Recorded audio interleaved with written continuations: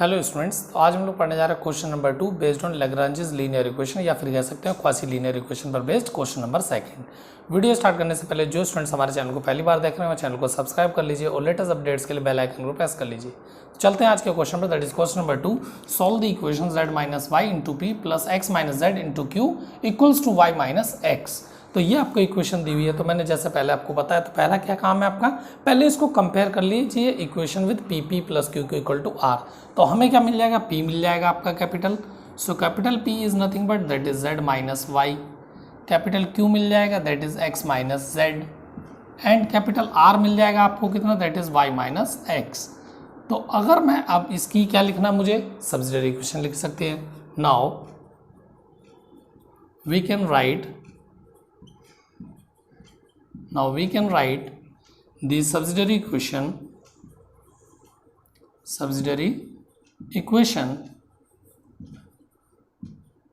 as, तो क्या subsidiary equation, that is dx by p dy by q and dz by r, right.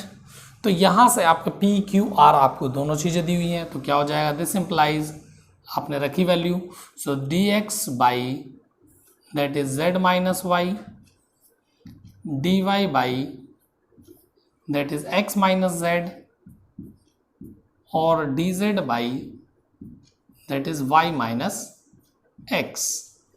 तो अब देखिए, अब यहाँ पर मेरे पास इस टाइप के क्वेश्चन है। तो कुछ क्वेश्चन ही ऐसे हैं जो ग्रुपिंग मेथड से जल्दी हो सकते हैं, नहीं तो ज़्यादातर क्वेश्चंस में क्या आपके मल्टीप्लायर मेथड ही यूज़ होना है। अब मल्टीप्लायर मेथड किस टाइप से यूज़ होगा, तो आपको देखिए, जब भी आप मल्टीप्लायर लगाते हैं, या तो नीचे डिनोमिनेटर का डिफरेंशिएशन न्यूमरेटर में आ जाए पहली चीज़, या फिर आपके जितने भी नीचे लिखे हुए हैं अगर जो आप मल्टीप्लायर यूज़ करते हैं तो डिनोमिनेटर में अगर 0 आता है तो भी आपका काम हो जाएगा।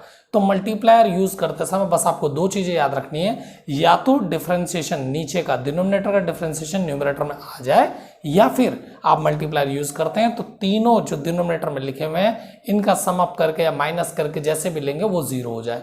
तो अब मैं यूज करता हूं, देखो कैसे करता है। अब ओरली थोड़ा सा आप जब प्रैक्टिस हो जाएगी तो आप ऐसे सिंपली ऐड करके देख लीजिए इनको तीनों को। तो जब ऐड करके देखो, z से कैंसिल, y आपका y से कैंसिल और x आपका x से कैंसिल। तो मैंने देखा कि डिनोमिनेटर 0 बन रहा है। अब इसको लिखेंगे कैसे, तो लिखने का तरीका है यूजिंग। तो देखो, मैंने इसमें मल्टीप्लायर में कुछ नहीं लिया। जब कुछ नहीं लिया इसका मतलब 1 1 1 लिया गया है। So using 1 1 1 as multipliers, using 1 1 1 as multipliers, we get each fraction, आपको ऐसे लिखना है, we get each fraction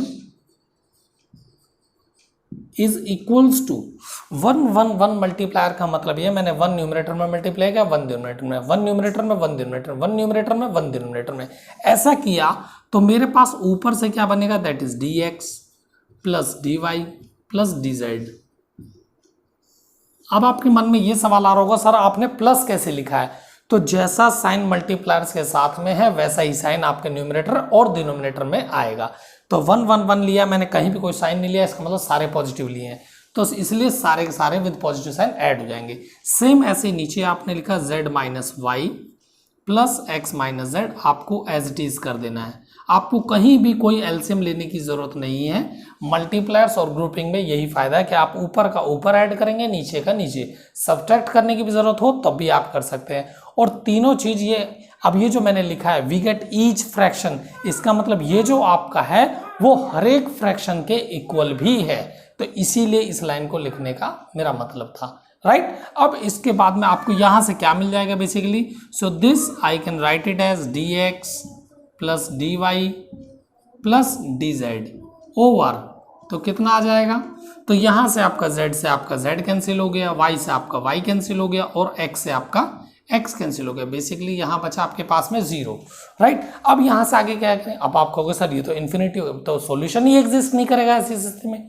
तो हमें करना क्या है, इस 0 को, ये जो ईच फ्रैक्शन यहाँ लिखा हुआ है, ईच फ्रैक्शन का मतलब ये है आप तीनों में से कोई भी फ्रैक्शन को यहाँ पर लिख सकते हैं। मैं इसलिए नहीं लिख रहा हूँ क्योंकि 0 से जब मल्टीप्लाई करूंगा अल्टीमेटली मुझे 0 ही मिलेगा, इसलिए उसको लिखने की जरूरत बिल्कुल भी नहीं है, राइट। तो आप डायरेक्टली क्या लिखेंगे, तो आपके पास क्या बचेगा, लेफ्ट साइड हो जाएगी आपकी 0 और राइट साइड में क्या बचेगा, that is dx plus dy plus dz, और जब आप मल्टीप्लाई करेंगे 0 को तो ये आ जाएगा 0। ये चीज़ समझ में आ गई होगी।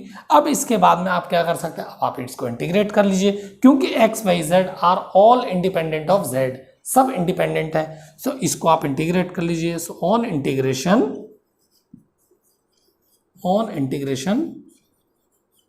वी गेट, तो जब आप इंटीग्रेट करेंगे तो आपको क्या मिल जाएगा, x मिलेगा dx का x, dy का y और dz का z, और यहां पर क्या हो जाएगा, एक कांस्टेंट, से दिस इज a। ये चीज समझ में आई। तो आपके पास में एक सॉल्यूशन आ गया। तो जब एक सॉल्यूशन आ गया, अब बात करेंगे दूसरे सॉल्यूशन के, तो दूसरा सॉल्यूशन कैसे निकालेंगे, तो दूसरे सॉल्यूशन के लिए भी आपको इसमें अब मल्टीप्लायर ही यूज करना है। मल्टीप्लायर कहां से लेके आओगे, तो अब ये सोचना है कि जब आपका लीनियर है, मतलब कोई पावर नहीं है, तो एक एक पावर है, तो आप इसमें x y z ऐसे ही मल्टीप्लाई करके देख लीजिए साइमल्टेनियसली। तो जब x y z मल्टीप्लाई कराएंगे तो देखेंगे यहाँ पर क्या आ जाएगा। तो ये रिजल्ट मैं दिखाऊंगा आपको नेक्स्ट पेज पे कि इसका रिजल्ट जो आएगा वो 0 आना चाहिए। अब हम x स्क्वायर या y स्क्वायर या z स्क्वायर या x cube y cube z cube क्यों नहीं लगा रहे हैं, तो ये मैंने आपको होमवर्क दिया कि उससे हमें कुछ फायदा होगा या नहीं होगा। बेसिकली हमें इन सब चीज़ों में बस ये सोचना है कि आपके मल्टीप्लायर्स किस टाइप के होंगे।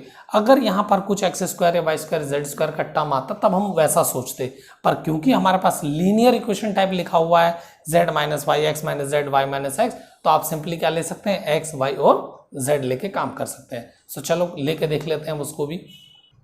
सो स्टूडेंट्स, अब मैंने क्या लिया, एक्स वाई और जेड आपका मल्टीप्लायर लिया। तो अब आप क्या करेंगे, एक्स वाई जेड की आप मल्टीप्लाई कर लेंगे, जैसे मैंने किया x d x y d y z Z.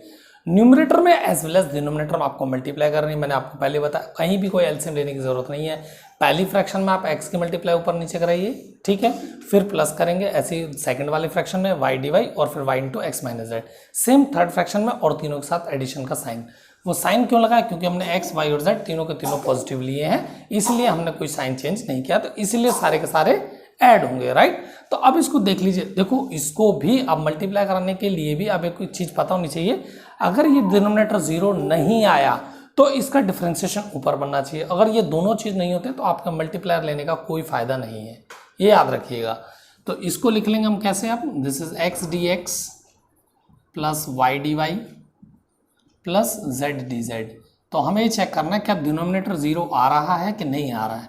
तो मल्टीप्लाई क्या है, so this is X Z minus X Y plus X Y minus Y Z plus Y Z minus X Z, right. अब check कीजिए सब cancel हो रहे हैं क्या, तो एक्स जेड आपका एक्स जेड से कैंसिल हो गया, एक्स वाई आपका एक्स वाई से, minus Y Z plus Y Z. So देखो सब 0 हो गए। तो यहाँ पर ये जो आ जाएगा आप, that is x d x plus y d y plus z d z divided by that is 0, right. पहले की तरह आ गया। तो यहाँ पर मेरा ईच फ्रैक्शन में आप कोई भी फ्रैक्शन लिखेंगे, जब कोई भी फ्रैक्शन लिख लेंगे तो इस 0 के साथ जब मल्टीप्लाई करेंगे, so this will give you nothing but x d x plus y d y plus z d z equal to 0, right. अब आप इसको इंटीग्रेट कर लीजिए, ऑन इंटीग्रेशन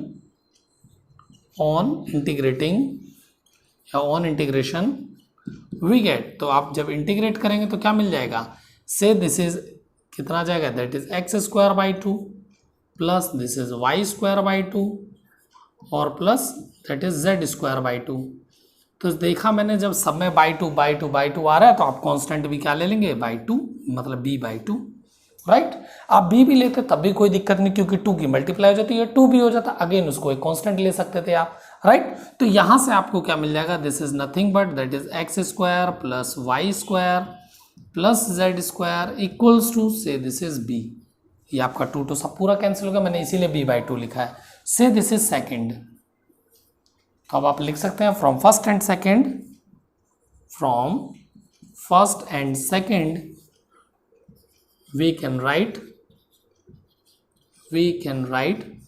क्या लिख लेंगे, that is phi of, that is u मतलब x plus y plus z था, और v क्या आपका, that is x square plus y square plus z square equals to 0।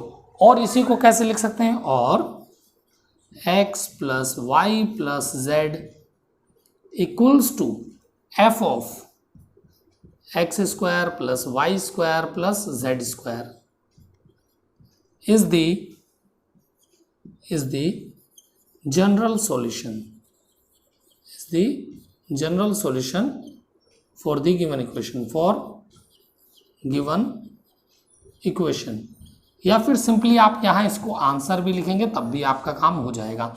अब एक चीज़ और बतानी मुझे, आप चाहें तो ये फाई की जगह कुछ भी ले सकते हैं, ऐसा नहीं है मैंने आपको इंट्रोडक्शन में फाई बताया तो आप फाई लेके चलेंगे, रट्टा नहीं मारना है। आप कोई भी फंक्शन से डिनोट कर सकते हैं, वहाँ एफ को जगह फाई लिख सकते हो, साई लिख सकते हो, सेम ही है, आप कुछ भी इंटरचेंज कर सकते हो, ठीक है।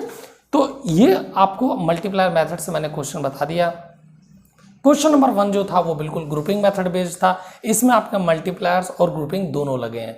तो उस क्वेश्चन का भी लिंक मैं इस वीडियो के साथ दे दूंगा, उसमें कुछ इंट्रोडक्शन भी बताया मैंने, तो आप वो भी देख लीजिएगा। आई होप आपको ये क्वेश्चन समझ में आ गया होगा। वीडियो अगर पसंद आया तो प्लीज़ को लाइक कीजिए और शेयर कीजिए। Thank you very much.